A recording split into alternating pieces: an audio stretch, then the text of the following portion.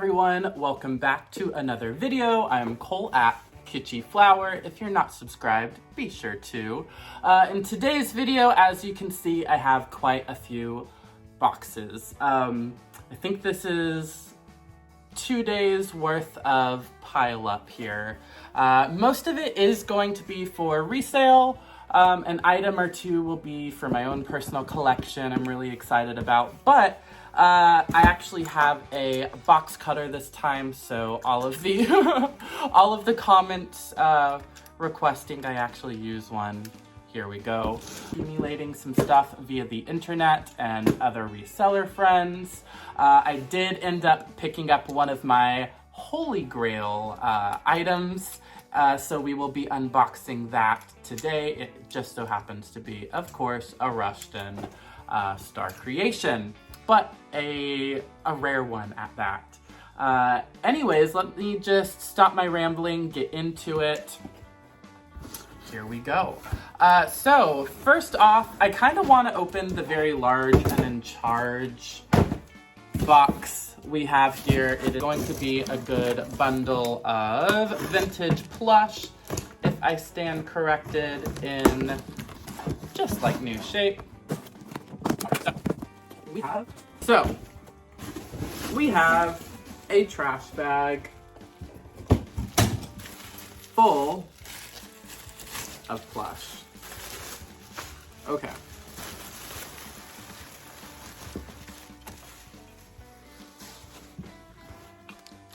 Dakin Dream Pets. They were made. So all of these still have their original tags. Their little barcodes. These are pretty fantastic. All of them in great shape. Looks like somebody just had a collection and I was lucky enough to buy it. So there's probably one or two that I might keep for my own collection. I'm not gonna lie, I don't hold on to these old dream pets too often, unless they're really cute. Like this one, for instance, I have in my own collection, which actually lives in my my mermaid bathroom. But yeah, these are really fun, very whimsical. A lot of these were filled with, I think, sawdust, if I'm correct. So I think this one's always a crowd pleaser. I love the little surfer dog. Ladybug is really sweet. So yeah, these will all be coming either to the Etsy shop or future live sales, I am sure. Again, it's pretty fantastic finding all of these in such pristine shape. To do this one, which I do believe is from the wonderful Kristen over at the Vintage Owl PA over on Instagram, and I do believe she's over on Whatnot as well. She is always such a pleasure to being able to work with, whether that's selling with her or just getting some goodies. So we got a package. Oh, I probably have to be careful with this one. I think this one's a fragile. All right, so this one just so happens to be going into my own personal collection. I do believe I grabbed this when Kristen did a little, I think she did a little like tour of her vintage booth. So when I saw this, I think this was in like a bottom right, you know, of the picture, or one of the pictures. I was like, ooh, okay, haven't seen one of those in a while. I'm going to have to snag her. So I was lucky enough to be able to. It is certainly one of my favorite subject matters to pick up, which so happens to be 60s mod, kind of groovy, long-haired hippie chicks. So very well protected. Oh, she is fantastic. Oh, too fun. Oh, she is too good. All right, and here she is. Little chalkware, paper mache. I always forget what these little guys are made of, but really fun. I have a little collection of these mod girls. All right, so again, thank you so much, Kristen. So next off, we have, let's open this one actually. Oops. Open this one. If I don't slice my fingers off, fingers crossed. Okay, so I think here we have some vintage Barbie dolls. Alright, cool. So yeah, most of these are honestly kind of like off-brand dolls, kind of from the 70s. I really only bought this lot because it had a few Barbie heads. The one I kind of was after was this swirl ponytail doll. She does have a good amount of greening in her ears, but I kind of wanted to pick one up for how to remove the greening. I kind of wanted to do some videos on what I do to remove the green, try to get rid of it as best as we can. I know I've shown previously in like a number 3 Barbie, but yeah, I thought she would be a really fun project. And some other dolls and a wig or two. I think this one is Babs, made by Unita. Really fun. Still with her like original hairnet. So these are cool. I will either sell them or try to find a body or craft with them. So they'll be good, put to good use. I'll probably end up selling these just like random clone dolls, I do believe. Oh, we got Miss Little PJ. I think she's on like the wrong body though. So, got one more. Oh, we got 2 more actually. Oops, we lost a head. Then we got an, oh, I think she has root rot. Her hair is just like coming out. Got another little clone doll. And then we got a Dawn doll. We got Dancing Jessica. Again, good projects. I always like to pick up doll lots for really cheap when I can. They are getting a little harder and harder to find over time, so when I do find them, I do try to snag them up. So, next off the nickel box, I know what's in it. Fun. Again, I've been really trying to buy in bulk when I can, when I see lots of a bunch of something. That's always the way to go. If you can buy little collections or buy in bulk. Got some squeak toys. We got a Rempel little horse. We got, I forgot what these are. I always forget what these little guys are. But we got, I think, 2 of these. Wabam. And then we got, I think this one kind of looks like a Mobley, but I don't think so. Rubber toys made in Italy. Very similar to, I think, a Sun Rubber or a Mobley I've seen before. We got 2 of these little gals. I've sold her before many moons ago. Both still squeak. I've actually sold this exact same little deer before.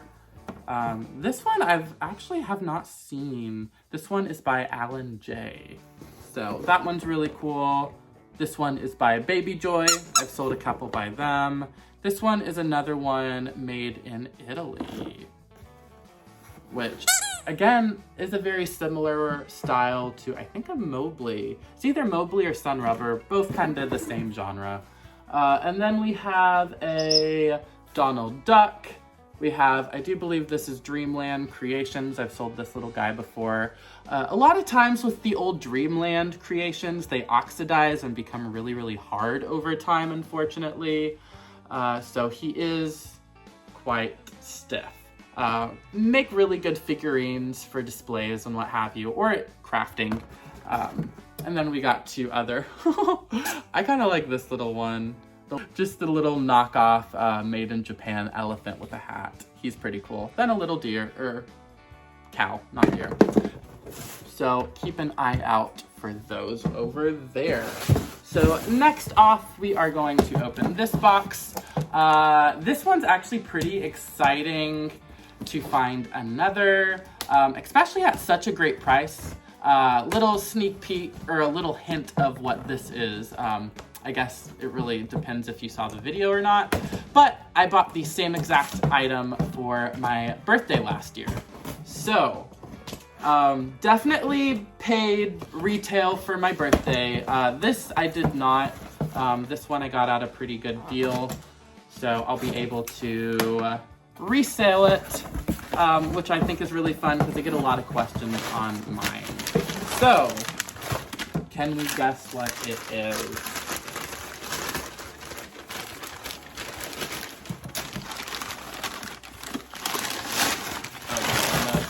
So, we have another Twiggy fashion tote. Again, the wonderful Twiggy, made in 1967, in wonderful shape. I actually have another Twiggy item. I don't know if that's here yet. Ooh, fun. And then that is the inside. So it is all really nice and clean. A lot of times there's ripping around the zipper, but this one is in really stand-up shape, honestly. Box next, I think we have 2 items left. All right, so I've definitely a little bit of a mess for me here.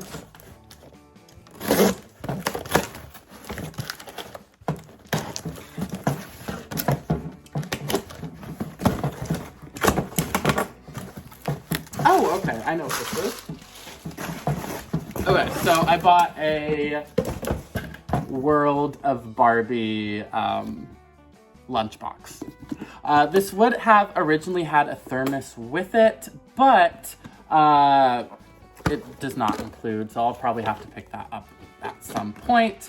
I just thought this was really fantastic. I just put in, you know, a lowball offer to see if, you know, if the seller would take it, and sure enough, they did. So finale, we have I do believe this is a Rushton rubber face creation. This one, I was really, really happy. Well, let me like partially open it before I even like, I think this is what I think it is. Okay, it is. Okay, so yeah, I bought this one literally earlier this week. Thing is, like, the seller originally listed it, and then it sold, and then I guess the buyer didn't pay. So then it got relisted, and then the same exact thing happened. The buyer didn't end up paying. So it ran for a 3rd time, and I was lucky enough to get it the 3rd time. This has been definitely a holy grail in my own personal collection. I think most Rushton rubber face collectors can say the same. All right, so very, very excited to buy this guy. I really didn't think I'd be able to get one so soon, because they really are, like I said, quite a commodity in the Rushton community. Everyone wants one.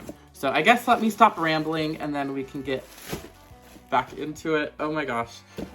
So here he is. Let me like, well, bam. Ah. Okay, so this is how he was packed.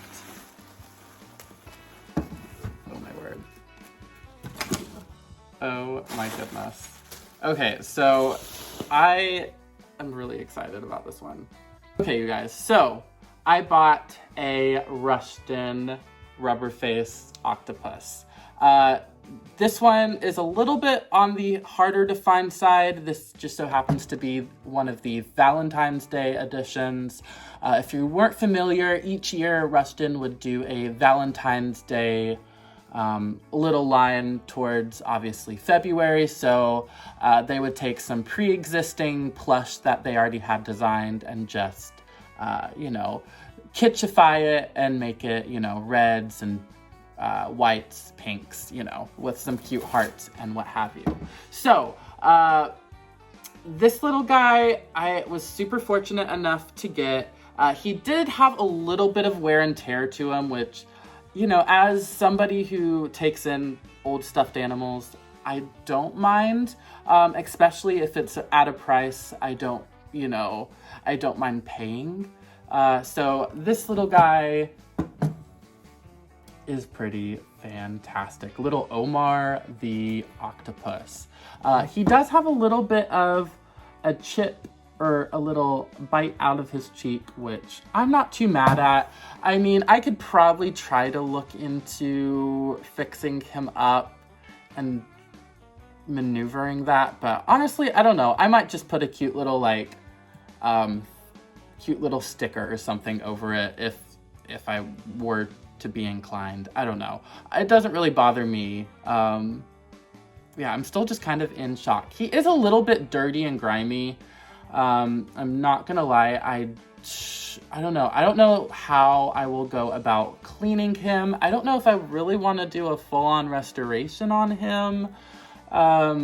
Just because he is quite a rare one. And the thing is with him, I do know since he is red and he has white on the bottom, I would come into the issue of it completely staining and bleeding onto the white and it just being kind of like a mess. So I may attempt to try to clean the underside of him a little bit.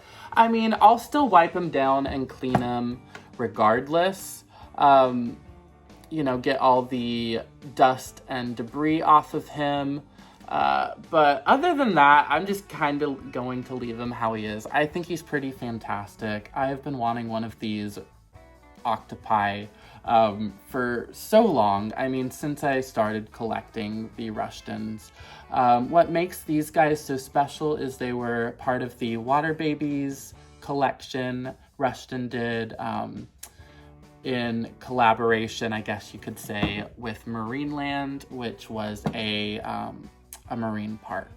So these guys, I do believe, insert old ad here, it was a octopus, a whale, and I do believe a fish that was available to only be purchased at Marineland, which makes these a lot harder to find.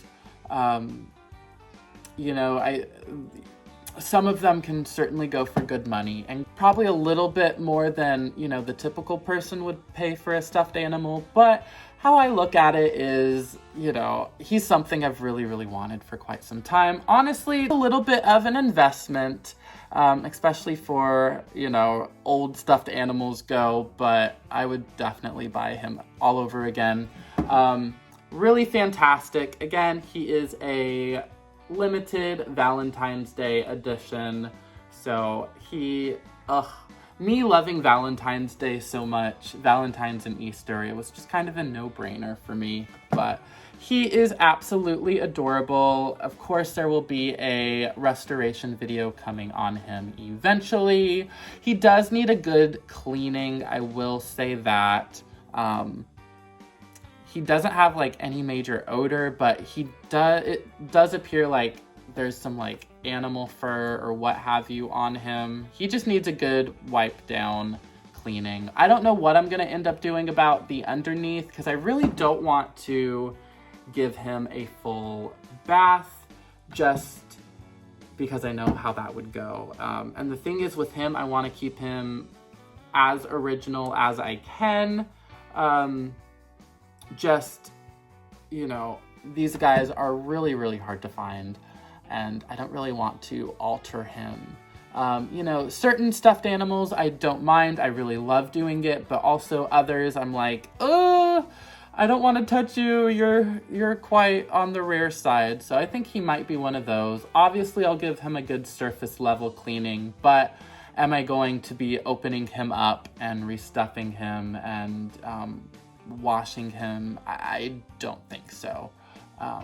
But good surface level cleaning should be pretty good. And he is pretty fantastic. Again, I never thought I would get my hands on one of these guys.